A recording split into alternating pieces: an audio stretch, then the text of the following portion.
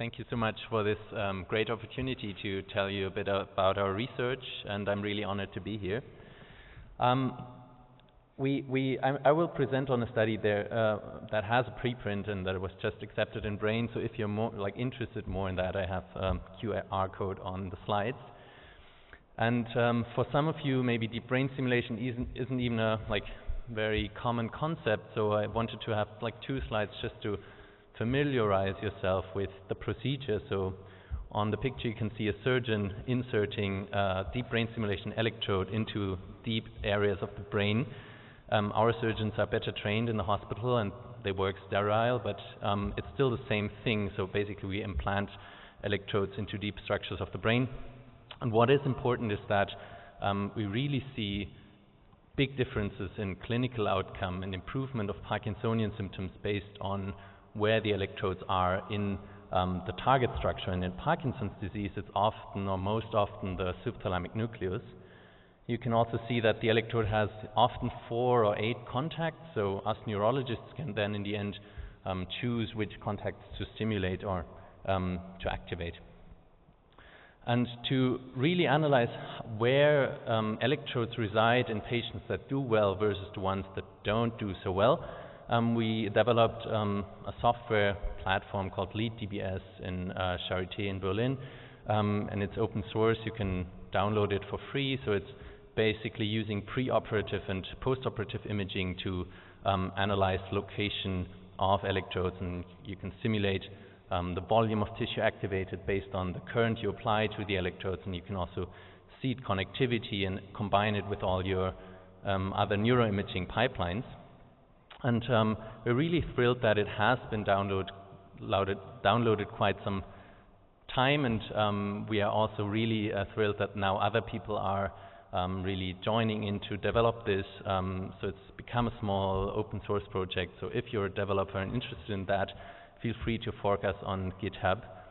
And maybe to note that it also comes with quite many subcortical atlases. So even if you're not interested in deep brain stimulation, but in subcortical imaging, this could be a nice resource for you, because we really collected, with gracious support of all the authors of atlases, quite many subcortical atlases of the brain in MNI space. And ours is shown here that won this Best Paper Award here at OHBM. So it's basically a combined histology and MRI and tractography atlas of the subcortex and the thalamus.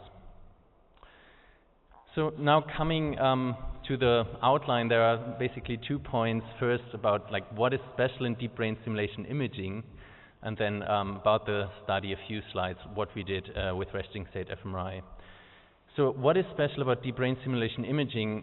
The thing is, it's very simple. It's small targets, right? We often use targets like the subthalamic nucleus that are just a centimeter in the longest diameter, and we use clinical scanners, and these are really small targets that have a lot of complex anatomy around them. There's a lot going on in this area of the brain, and you can image that. This is my brain on the left, fortunately not my brain on the right, so where you can see structures like eating as comp system in the internal capsule, but you can only do that with research grade 7 Tesla scanners. And if you go even post-mortem, maybe you've seen this work by the Martino Center that was released really recently, a 100-micron whole brain scan that is also included in LeadDBS in our software. There you can really see all the details. But in the clinical setting, usually you can't. It's often 1.5 or 3 Tesla scans, and we are lucky if we see the STN, the subthalamic nucleus well, and so on. But we still see a lot of differences on where the electrode is placed. So that led us to really try to make normalization right, and we spent 5 years of methods development. We included the SPM methods, the FSL methods, advanced normalization tools, and all that in our toolbox. There are also a lot of presets for ants and so on. We evaluated them, and there's even functionality to refine the warp fields if your registration is not correct, to manually draw the lines and then rerun advanced normalization tools to make these normalizations really accurate. So this might again be something, even if you're not interested in deep brain stimulation, for you to to use, because I think since we're so focused on precision of subcortical normalization, this might be really a good tool also for other applications. But I already told you that really millimeters matter in deep brain stimulation. So we see here two electrodes that are just 2 millimeters apart from each other and apart from this like sweet spot in the subthalamic nucleus. And we also see a huge difference in the improvement of Parkinsonian symptoms after deep brain stimulation, right? So we have small targets, we have complicated anatomy, and millimeters matter. So I would say deep brain stimulation imaging is really a challenging field for neuroimaging. As you know, in fMRI, 2 millimeters usually don't matter much. It's just a voxel. Nobody cares in the normal study. But for us, 2 millimeters do matter. Now coming to the main study, what we did is we scanned 20 Parkinsonian patients with their electrode in the brain using resting state fMRI, and we were even able to turn the stimulator on in one session and then turn it off again in the other session, right? So it was 2 runs, each 9 minutes long, at a 1.5 Tesla scanner because of the electrode in the brain. That's a limitation of the manufacturer. But we were then able to compare the 2 states, deep brain stimulation on versus off. It was 2 scans. We even had to move the patients out of the scanner because of the modulator to turn it on and off.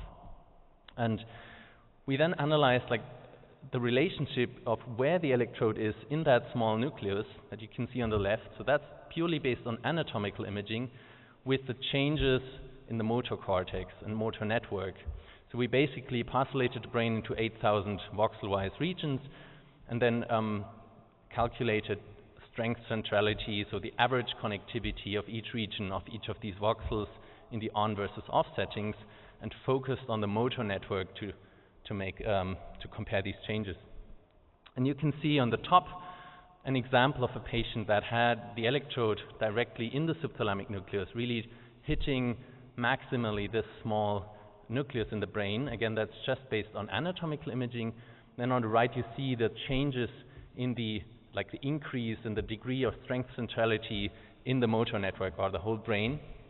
And on the lower bottom, on the bottom you can see that the electrode is outside of the nucleus, so not really affecting this nucleus, and we also don't see changes in the connectivity, like average connectivity, so strength centrality in that patient. And that really held true across the whole 20 patients, so there was a really high correlation between how much of the subthalamic nucleus was modulated versus the changes in the motor network, predicting about, or explaining 50% of the variance in network changes. Then we did something courageous. I still don't know if it's really a good idea to do so, but we actually used the time signals around the electrodes. Even there are these electrode artifacts, and we seeded from around the electrode and just looked at the bold signal, and it did correlate with the target region in the cortex, so the SMA, in a lot of the patients. And so we thought maybe the signal could really be used.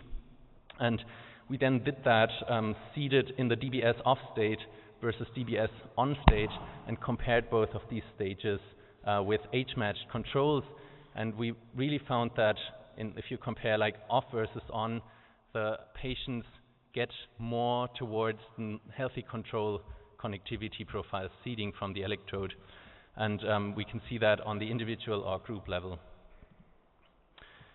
The last thing we did is to include network-based statistics using the GraphVar toolbox, again contrasting on versus off as a function of how much of the subthalamic nucleus was stimulated, and we could show highly significant specific changes in the cortex. Don't know why it's black now. Yeah, it's back. Super. And that was already it. I'm really excited about this line of research. If you are too and might be interested in lead TBS and learning lead TBS, we have 2 workshops planned, one in Berlin, one in Queensland. You can register or follow up on the website. And I want to thank you very much for your attention. Also highlight the poster. My poster is also tomorrow, but you've now seen it all. But Friederike has a poster on really great effects on Parkinsonian side effects in depression. Tomorrow, that's poster number 4. And Julian, also sitting here in the front, has a really interesting session on like decoding signals from deep brain stimulation electrodes and learning movements from these tomorrow at 8. Thank you so much for your attention, and I'm happy to take all your questions.